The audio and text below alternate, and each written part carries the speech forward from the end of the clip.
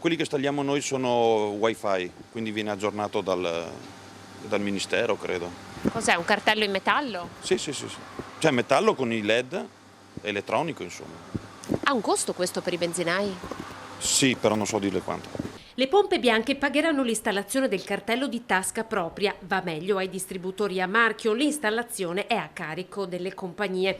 C'è però il problema del posizionamento. Il signor Moreno Marcon, da 50 anni lungo la Postumia, benzinaio da generazioni, ha dovuto inventarsi un piedistallo cui appendere i dati, da cambiare ogni mattina spostando i magneti. Un onere in più per noi gestori a tenere aggiornato ogni giorno queste cose qua, salvo avere delle sanzioni, perché se non sono aggiornate c'è la Guardia di Finanza o qualcun altro, sono delle multe salate.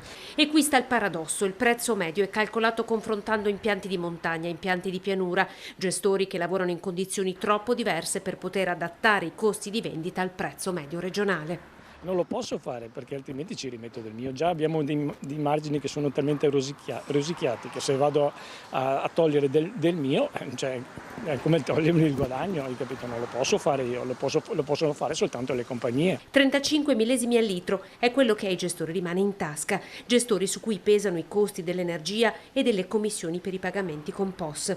Pochi gli automobilisti che hanno badato ai cartelli, molti sono affissi alle vetrate, distano diverse centinaia di metri dalla strada. Per intercettare quei numeri grandi non più di una mano bisogna oltrepassare prima gli altri dati, il prezzo self e servito del carburante in vendita alla pompa. Io l'aveva guardato prima di entrare? No.